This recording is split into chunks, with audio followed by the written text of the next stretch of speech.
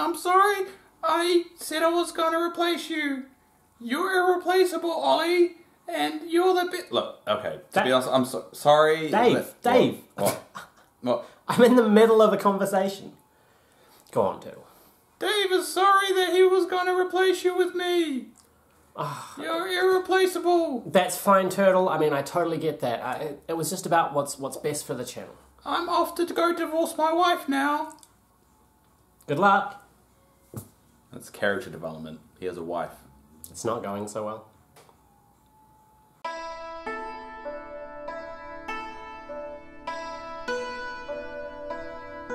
Go. Hello and welcome to NPCs of Wildemount reviewing Critical Role 2, episode 20.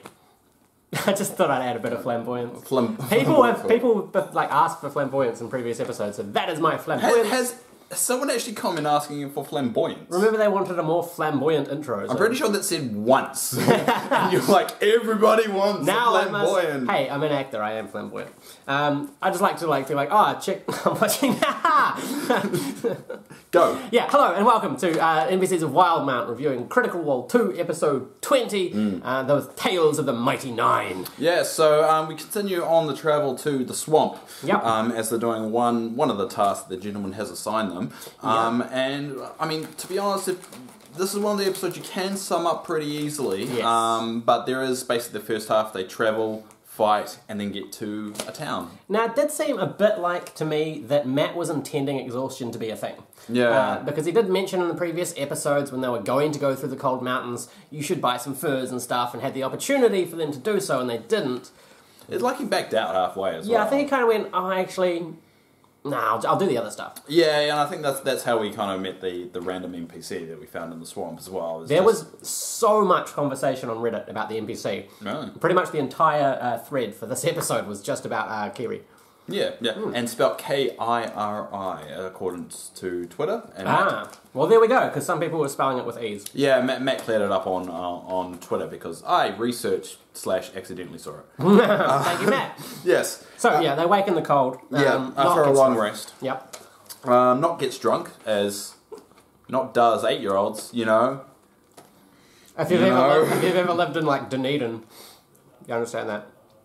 I don't even know. I shouldn't be eating cookies during this. No, you shouldn't. Very unprofessional. It's like we do a podcast and halfway through I need to go pee. It's like you really not. No, I'm not going to have a vent yet. This is not therapy for Dave. No, next week we're recording a podcast so we can talk about it. We can rage about that. Anyway. An army comes over the hill as they travel to their destination. Yeah, so basically they continue on, the wagon gets stuck, and they also see some Crown's Guard kind of travelling through the pathway. Important point, these Crown's Guard, fighters for the Empire, are actually quite nice guys. That kind of shows that, hey, just because the leaders or whatever, are a bit power-hungry, war-minded, doesn't mean necessarily the citizens that rally to help the same way. Yeah, Matt's doing a very good job of kind of hinting that they're also bad, but showing enough of their good that they do, that they're really that neutral point that you kind of trying to work out, do we really don't like these guys, do we? Yeah, exactly. So they continue on. Jester uses a wonderful use of the mending cantrip to fix the wheel on the cart. If you want to check out the list... Which doesn't work very well, exactly. Or it doesn't work at all. Because she also end up getting the guards to fix it. Yeah, and she also tries to use mending on a few other things this episode that also don't work. But it's a useful cantrip, and if you're trying to pick yours, that's a good one to have, as long as you understand its limitations. Yeah. So yeah, the guards kind of help out the Mighty Nein, fix the cart, and they kind of get back on their way. A few shenanigans with not actually stealing from the guards. Using a mage hand, which is a pretty useful tool for a rogue. Now, I don't know if you know this, Dave, but I'm dropping cookie. Stop eating cookie! You just complained about you shouldn't be eating the cookie, and then you start eating the damn cookie again. Stop eating cookies! No, put it down. Now! Put it down, Ollie. You don't get to keep on doing this. This is not the first time you've been eating while we're doing... You can have the coffee. I'm okay with the coffee drinking, but not the eating as well. You're just escalating things.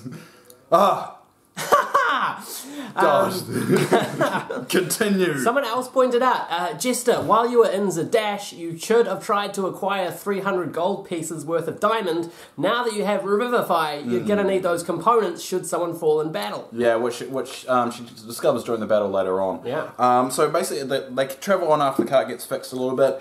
Take another rest. Yasha has a bit of a moment with the storm coming. She has a vision from her god, the storm. Was it Stormlord? The Stormlord, also loosely, we think, based on Cord. Now, Cord from 50 was the god of battles and warfare, but someone actually pointed out that the symbol that the Stormlord Matt uses, the symbol Matt uses for his version of the Stormlord, shown here, is actually, if you can find it, is actually closer to the Cord from Grim Dawn. So we're not actually too sure if he's going with the 5th Ed Cord or the Stormlord is his own kind of interpretation. Matt does like kind of changing the gods to different things than what is regular in 5th Ed. That's why Ford's god is rather interesting of how it's going to do. A lot of people think it's attached to normally an evil god, but it could be an adapted god to make it a more positive end. And so far it seems like this campaign is being geared up a lot to do with deities. Most of the Mighty Nein have their own ones. There are rules in place in some of the cities regarding which ones you can worship and which ones you can't. And that's why I think we said a couple of episodes that's why we think it ties into the calamity and more into that of like good versus evil gods kind of mentality. I mean, we got the crawling god before. Yeah. And someone also pointed out that the elements are playing probably inadvertently a somewhat role. We have Ford, water. Molly was buried, so earth. The Stormlord, wind, and Caleb, fire. So wind, water, earth, and fire. So we just need heart. Jester? Jester could be heart. Jester, because the cleric. Yeah. I guess the Captain Planet then is. You do realise like no one under the age of 20 is going to get that reference. Go Captain Planet. He's a hero. That's copyrighted. Yeah, you can't sing that. That was a fantastic show.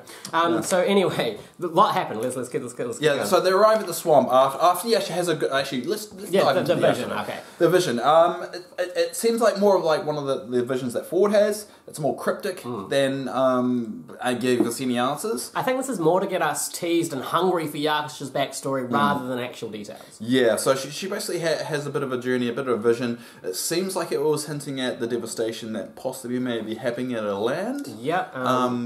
She sees her home. She sees giant worms attacking her home, and it's kind of this necrotic kind of feel to this quite yucky but beautiful scene. So I'm feeling, I don't know whether it's tied into the war or whether it's those dark elves kind of plaguing their influence on her people. Yeah, the drown. So it's more cryptic than anything else, more questions than anything else, but I think that's the point. Some of the stuff I managed to get, because I went rampant writing throughout this thing. I can't even read it. The ruined statue, a nameless hope, and a disc. A disc. A disc. What? I like how you ended that. Nameless hope. And a disc. Yeah, the disc seems to be what Matt was putting the emphasis on. So I think it's some kind of relic or artifact. Yeah. We're obviously probably going to find out, like, there's not much more speculating about that, because it's supposed to be cryptic, it is cryptic, we kind of just have to wait and see on that. Yeah, she sees a couple of flashes in Stormlord fashion. Some people theorise that it was probably more likely an angel of the Stormlord god than the Stormlord himself, as deities generally delegate their work. Yeah. So you want to move on for that? Yeah, I think we covered most of that. Yeah. So we eventually arrive at the swamp that we're journeying towards, which I thought was a really cool little encounter, a little bit of an encounter of like, how do we travel through such muck?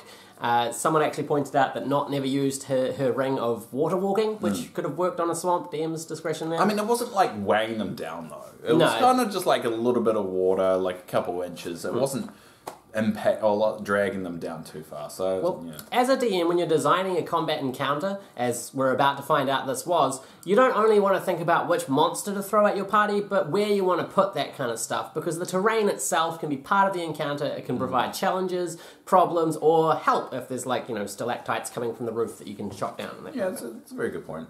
So basically they hear a cry, a bird cry. Yeah. It's more of a shriek than anything else. Yeah. And then they find a Kenku. Yeah. Just in the water, kind of. Now, according to Matt, That's terrifying, and it's going to haunt my dreams tonight. Essentially, you already do. So Matt describes the scene of a Kenku being lost in the swamp. However, he does say that the party's characters do not actually really know what a Kenku is. Some people, except for Caleb. Caleb works it out. Yeah, he rolls, I think, a natural 20 or something to learn more about Kenyus later on, not initially. Now, Kenku is a race from in 5th ed from Volo's Guide to Monsters, one of the supplements to the 3 core books. Fantastic book and very useful as a book for dungeon masters out there. You're like, I think it's designed for dungeon masters. Yeah, you'd almost believe that, right? Yeah. So a Kenku comes to maturity around about the age of 12, and they live to about the age of 60. We find that this is a fairly young Kenku. You will know that they don't have their own spoken language. They generally mimic those that they meet. And this one does have a writing capability. As the party figures out when they're trying to talk to them, they just get them to write down. But wait, we're not there yet. We do a battle first across against a lot of dials. So a whole bunch I call them of dials because it's like Croco, but without the... Well, Croco or... yeah. I don't know if the crocodiles are alligators, so I just call them dials. Dials? Yeah. Yeah. Dials. The dials. That's what the cool kids are doing these days. They just drop half the word. It's totally cool. I tried to drop half of that word, and then I was like... I stuffed it up. Anyway. This is why I take drugs. Essentially, there are 2 massive crocodiles in the swamp. Now, there's some really good use of spells here. Blindness pretty much swings the fight. It gets cast and the thing can't see. You've got advantage on it. It's got disadvantage on its attacks, and they just go to town. Yeah, not actually gets grappled during it. A lot of it, and also falls unconscious during it. Yep. This is where Laura learns, as Ollie said earlier, how to cleric up, like how to actually revive, realizing she needs all those diamonds. I think she was rather shocked, which is a good thing, because when she actually needs it, she'll probably be prepared now instead of just assuming that what she has and can be combined. And so she needs 300 gold pieces worth of diamonds for the one use of that spell. Now here's a fun question for you, Dave. I thought this is like a little pop quiz. Oh no. But it's your chance to kind of guess the answer. Oh no. Who out of the Mighty Nein has taken the most damage throughout this campaign so far? You've been the crit stat page, haven't you? Yes, so who from the Mighty Nein has taken the most damage? Not. Actually, no, that is incorrect. Okay, who was it? Molly has taken the most damage with 238 points of damage throughout the campaign. Not is up there as well because Not likes to throw herself in the centre of battle. But it's strange because you never really hear Molly going down. I know, but he's taking then again, it was stated that Molly did have quite a lot of health. Yeah, this is true, and a high AC. Yeah, and that's probably why. Here's the question: who's taken the least? Yasha? Frumpkin. This is why we don't do trivia. Anyway, the battle is actually quite cool. I always get so jealous of the miniatures that they get to use. But yeah, we got a couple of how do you want to do this? Yep. So Yasha gets one of them. Yep, and Ford gets the other. And Ford, yep. That's what I did, and that's what we stated last time as well. It's a weird coincidence. It's quite funny. At one point, I think around here, they realise that they've not been using the fragment of illusion, the fragment of, what's it called? Possibility. The fragment of possibility, which essentially is luck for any player, and they're like, oh man. So they're going to use a coin to keep track of it and make sure. So instead of stating who gets it every single day, they'll just give the coin to someone and just assume that happened during the day. Yeah, so Not's currently got the coin, but that'll be coming up in future episodes, so it's important to notice. So we saved the Kenku, and we... Kenku, sorry, Kenku. After Jester decides to kind of go to town on the dead bodies of the dials, we have a good interaction with a kid Kenku called Kiri. Yeah. Now it's actually quite interesting. Someone pointed out that Ford, when they discovered the Kenku in the swamp, had this kind of morality grey area where he said, "Well, should we bother? I mean, it's like a bird person. I mean." Should we intervene here? Should we just let nature take its course? You don't like... Ford doesn't like bird people? Well, I think people have theorised that he's got a morality based on loyalty. If you're one of his friends and someone he cares about, he will fight to keep you. He will be absolutely by your side, but is kind of ambivalent to people that he has no connection to. Well, I guess that's true in real life too. I still think you'll screw me over and it beats notice. Yeah, I think you will. Good to know, Dave. Yeah, no, I'm paranoid about everybody. I don't fully trust people, even if people I'm friends with. So I guess I can relate to Ford. Ford's my favourite at the moment. I'm going with Not as mine because who can't relate to an alcoholic 9-year-old? Well, anyway, you're sober. That's true. You haven't drunk for how long? About a year and a half. Yeah, there. You can't relate to an alcoholic 8-year-old. I could in the past. I could in the past, Dave. But yes, they figure out that the Kenku can mimic speech, can't really speak too much of their own, having never encountered or had a spoken language, but they can write, so they've got a form of communication. So we find out Kerry is actually fleeing with her family originally, away from the war that was happening in the east. East? North, south, east, east. Yeah. And we find out that Kerry's family kind of left Kerry to kind of die because she got trapped and, she got trapped. Now, this is a really cool tool that you can use as a dungeon master. In this kind of series, I take the stance of dungeon master, he takes the stance of player. Essentially, having an NPC that travels with the party is a really cool way of being able to guide your players. You know, just having an NPC to be able to talk to the party at any moment and say, maybe we should try this way, or have you thought about this, is actually really, really useful. So you think a 4-year-old Kenku will be doing that? Well, I think it might have a little bit of Matt just kind of going, the Kenku sees something, or the Kenku goes this way. Interesting. That's a good point. It's just it's just a good tool. And also, in this campaign and Vox Machina, we love Matt's NPCs. Someone said, please make Kiri and Pumat Soul meet, because that would be fantastic. I do want Kiri to stay with the party. Right now, I love the mimicking that Kiri does, the impersonations. Also, technically, there's 9 of them now. Because Frumpkin and Kiri. Yeah. So there's 9 Mighty Nein people currently. And they also said, welcome to the Mighty Nein, I think. Yeah. So there's been a couple of which way could this go discussions. There seems to be a few prevailing theories. Either Kiri dies. Possible. Well, the first theory is death. She might find a good family to raise her. She might find a band of rogues who kind of steal her to make her a good. That's your definition of a good family. That's the other. Oh, that's the other possibility. And the one that I'm really hoping for is Pumat Soul adopts them. I kind of want Kiri just to stay. Yeah, I want Kiri to age and develop and just be awesome. I think Kiri will be. There was a lot of love. I guess from the battles that will make it a little bit hard, especially the fact that you will have an NPC that's controlled by the DM fighting against the DM themselves. It's also worthy to note that they don't really know how to use a weapon at all. They can do some unarmed strikes with their beak, I guess, for a D4 worth of piercing damage. But so we will refer to Kiri as Sidekick Kiri. Sidekick Kiri, alright. Jester has the idea to cut up the dials, if that's what the cool kids are saying, their stomachs, and she actually finds a bunch of black feathers in their stomachs, so Kiri's... It's kind of implied. But maybe not the mum and dad, because the bones were smaller. This is true. That's the current theory based off the Jester's check. But Molly goes, hey, we should keep the leather, because that could be worth stuff. Good idea, yeah. So let's get them. But we carry on, and we finally arrive to Barrel Bend. Barrel Bend. Finally, okay. So we've been traveling for a couple of days, and we get to the swamp essentially, trying to find the guy Frumpkin Bollywood. And this is where I'm like with that cookie. I have written down for Bron, who's been supposed to be looking after the safe house, but is kind of vanished. So once they get there, they find the Keystone Pub. It's in the Puddles district. Yeah. That's such a cute name, Puddles. Yeah. This is actually quite a cool created little city that Matt's done. It's very derelict, it's very scummy, it's like the bars that I used to hang in when I was like 15. It's like rough and tumble and people pass out.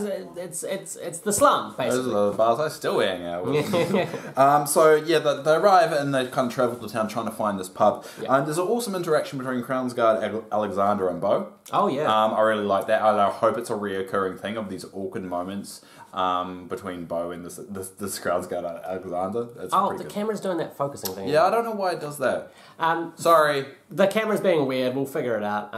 A fun fact, when Bo's having her standoff moment with Alexander, Laura's baby kicks. And you can see her freak out, and then not freaks out as well. And Sam Riegel, and Laura start watching to see if it kicks again. It was adorable. I didn't see that at all. Yeah, I was focused on the game. Yeah. Because, we reviewed them, and I was like, we should focus on the game. Yeah, I actually didn't see it live because I was focusing on the game. I read it on Reddit when I was doing extracurricular studies on the episode. Well, now we're just being passive-aggressive to each other for no reason. Anywho, that's just like classic David and Ollie interaction, just passively aggressively insulting each other, which don't go anywhere. We're civilized gentlemen. We do not resort to fisticuffs.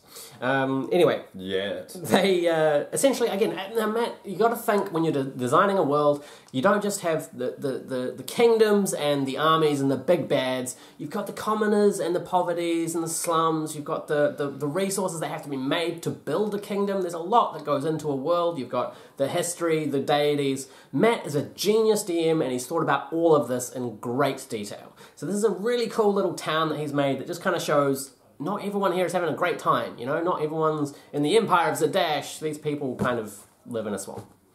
There's also a Monty Python reference that very few people got, where he says the first one fell into the swamp and then we built it up, which is from Holy Grail. Is anyone?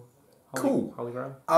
Anyway, we arrive at the Keystone pub, and we meet Dent Bowswallow. Yes, Bowswallow, which is a great name. Yes, but basically this is where they end the night, and they finally met for Brom. Mm-hmm. So I put for Brom, and then I heard Law Brom. Okay. So I think that's what Liam said. So I got real confused at the end when he was just casually talking about it. So I'm pretty sure it's for Brom. It's for Brom, yeah. For Brom, right. I know that from the previous episodes. Where they that's what I thought. And then Liam said something different. I'm like, well, he would know better. I'm fairly sure they have alcohol in their cups, so that could be the reason. We also find that the drinks are really cheap here. It keeps doing the thing.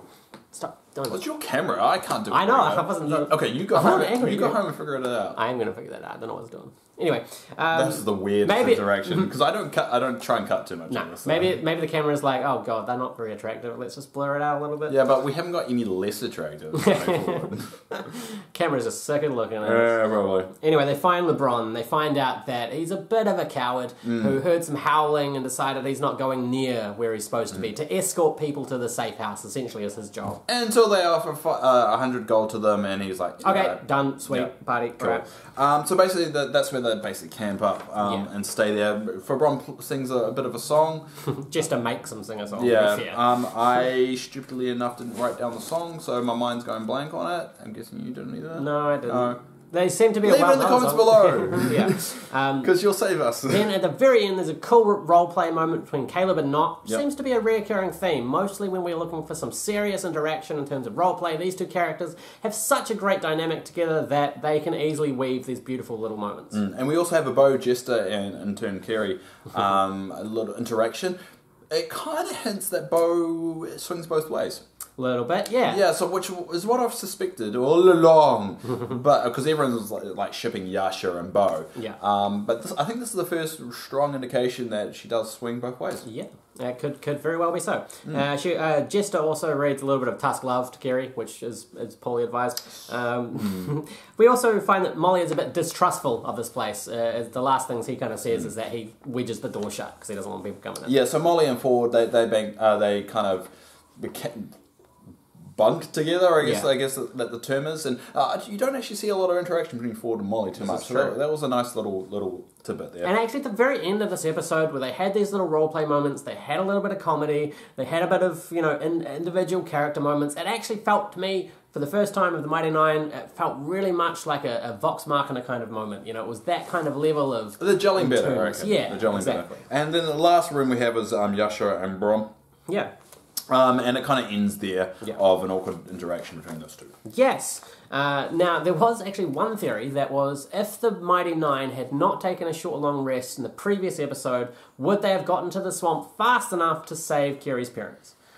Or her family, which is kind of interesting. And then someone the only person that will know that answer was Matt. And someone actually came up with the rule of Mercer, which I thought I'd mention, which is kill no fewer than 10 innocent people per short rest somewhere in the world of the party. Yeah, that sounds like a DM kind of thing. Yeah. Not Matt Mercer. He's not I think it's just a DM rule in the back of the DM's handbook. It says make sure you do this. Yeah. So well, it's always about the actions and the inactions of a party affect the world. But that was the episode, and it was really enjoyable. It was a good episode, a good progression episode. I mean, nothing significant happened, but Kerry could become a very significant character as we go forward because it's a good indication how much time has passed and seeing this little creature evolve. Yeah. But yeah, I think it was a really good. Now we're at the swamp. Now we've actually got for Brom, and now we're actually going to find that storage house. Yeah, so we get to see what's been going on, what the howling was, and why Fabron has abandoned his duty, and also what the gentleman's going to do with him once he gets brought back. My theory, decapitation, but we'll see. You go straight for the death, don't you? You always go straight to death. Anyway, now's the time of the show. We'll read out a comment that has been posted on the previous episode. Yeah. Ollie's currently not preparing it, even though he's the one that has it on his phone. So this is basically me trying to stall for time while he does that. Now, this is a really awkward moment because by now we should actually have the comment up when we realised that this was coming up. I've had it for ages. I was just seeing how long you could go. No, I see your phone. I see you pull that off. Go on, whatever. Anyway, the comment is? From Crisis Mind 666. Cool name, actually. I like it. It's doing that buzz. I don't know what's going on. You got to go home and test it. Yeah, I think it might just be like... It could be the wrong settings. See, it's autofocusing and like messing things up. And yeah. I don't have time to cut every single one. No, it's alright. It's alright. Well, we apologise for the technical difficulties. We will try and figure this out. There it goes. He will try and figure this out. Yeah. I don't know what's going on. Just read it. Okay, so Crisis Mind 666. I am a sucker for how good Necrotic Shout looks. With you on that. However, Not's backstory drop was really good. Absolutely. Maybe when Yasha sheds some light on hers, she will be MVP. But I gotta say, Not wins this one. Keep it up. Bye. Yeah, that's because last week we kind of voted between the MVP. Actually, we didn't have an MVP this week. What? Yasha, I guess Yasha could be just because of the one-on-one. The one-on-one. But none of the others kind of... Kerry? Bo? Maybe? Kerry? We could do Kerry. Can we do Kerry? Yeah, Kerry's the MVP of this week. Can we go NPC MVP? NPC MVP, yes there we go, Kerry, because you're new to the story and you get a little trophy. And Reddit loved you. Most of the comments on the thread I read was just Kerry, Kerry, Kerry. And the other one was a Frumpkin saying, I'm hungry. I don't know. Kerry, Kerry, a cat joke. Enter your cat joke here. Not that one, that's too obvious. Anyway, that has been NPCs of Wildemount. Thank you for joining us. If you want to help us out and make us smile, hit the like or subscribe buttons. Notice I put it here as well, because it says, we want you and subscribe. Yeah. I don't think Ollie ever noticed I did that. Well, there you go. He didn't notice that. Until just now. Yeah, just till just now. Yeah. But we really do enjoy bringing these videos to you each week because it gives life meaning, and it's really cool when you guys engage with us on the Discord. And we really appreciate anyone that does watch these episodes and has in turn watched our other content because of that. Thanks so much. We want to do so much more with this channel and not just be two idiots on the couch all the time. We want to play video games, we want to do podcasts, we want to do so much more, but it all stems down to if you guys are watching and telling us what you want to see. So. And thanks, Bill. I wear it all the time. It's awesome. And if you want to know about that, watch the last podcast. Yeah. So, from myself, Oliver Dungeon Master, and Dave, we wish you a good morning, afternoon, evening, wherever you are in the world. I'm going to go eat some Oreos. I'm not. You can have some of mine if you want. No. I shouldn't eat. I tried.